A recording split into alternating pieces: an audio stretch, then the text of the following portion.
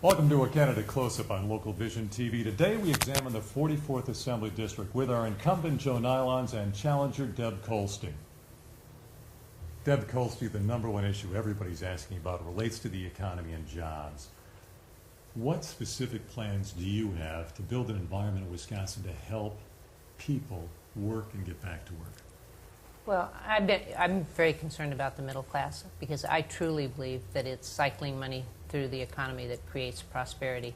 Right now we're very heavy into creating an environment that gives tax credits to corporations, but I believe that if we would have given tax credits or cuts to the middle class or even low income, they will spend that money just in the act of living, and that will create jobs. And I'm also concerned for, I think we would need to support Rock County 5.0 and whatever the community development programs are. I think we need to be there to support their processes that they do to create an environment, get shovel-ready places for them. But I also think that healthcare, I've talked to several small business owners, and healthcare for their employees has become vitally important. And I think they think that the current environment that we have of trying to purchase insurance through, traditional insurers is just becoming prohibitive for them to cover their employees. All right. Joe, you've had a couple of years in the legislature. Obviously, you have seen a need for the growth in jobs and some growth according to the Department of Workforce Development. What are your plans, if reelected, to make sure that we put and keep more people on the job? Well, since I took office, unemployment was at about 13.4 in Janesville, and now it's down to around 8.7. 1,600 jobs have been created since 2010 in the city and Rock County area, which is pretty good considering the national growth of jobs has not been there as well as that.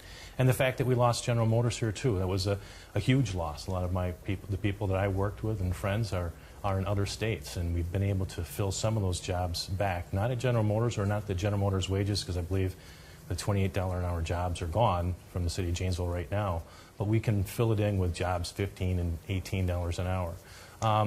I have worked with Forward Janesville and 5.0, and one of the pieces of legislation that I sponsored up there that passed through the Assembly with overwhelming Democrat support was the support for transferability of tax credits, portability of tax credits, which 5.0 talked to me about when I first won, and I pushed that through the Assembly, but the Senate was left 2 hours before it passed through the Assembly, so it never was taken up. And as the first piece of legislation I will take up when I come back. And what that essentially does is it takes small businesses that are coming into the areas or starting out. They get tax credits from the state for creating so many jobs.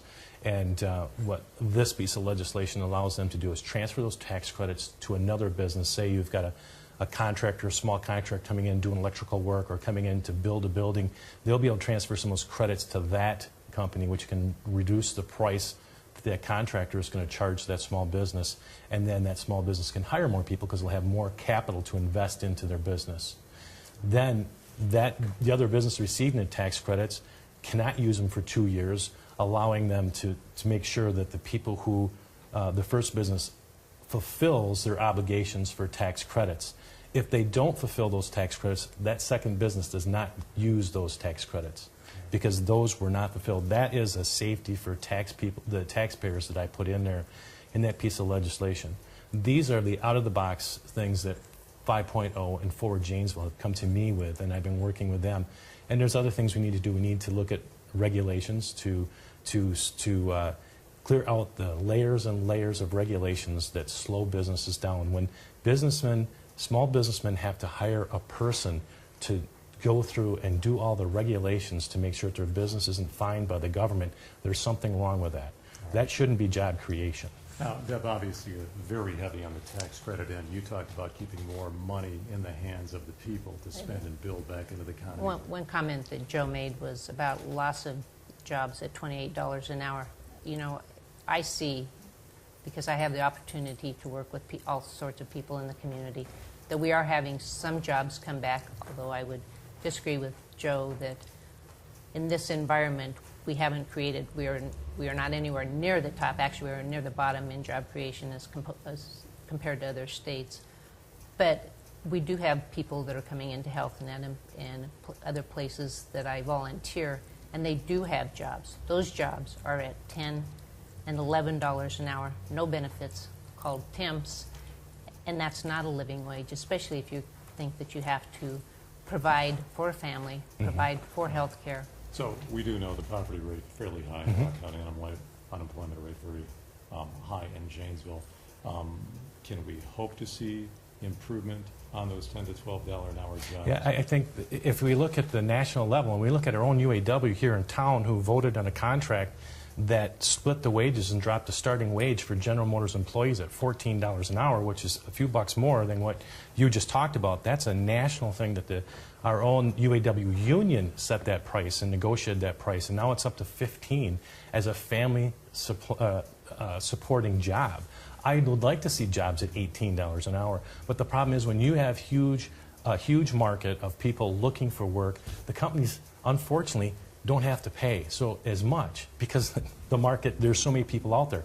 Unfortunately, that's the way it is. I want to see more job creation, which sucks up some of those people in the market so that the demand is higher and the wages are going to go up. All right. Deb, final comment on jobs.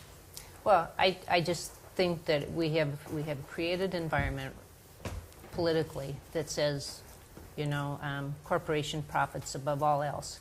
And embedded in that is the fact that wages will be held down, I believe, artificially, and especially in these temp banks where there's no call to provide for any kind of benefits for a family.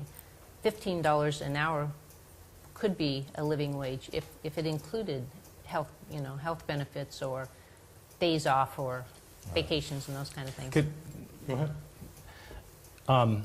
The CEO magazine, when I came into Janesville or into Madison, they projected Wisconsin as being the 41st worst state to do business. And now we are the 17th. And I know a lot of people say, well, that's CEOs. Well, unfortunately, we're at the mercy of CEOs, whether they come to Wisconsin and locate a business or not. If they move out of California where the taxes and regulations are so high and they move to another state like Wisconsin, we're at their mercy of where they choose to go.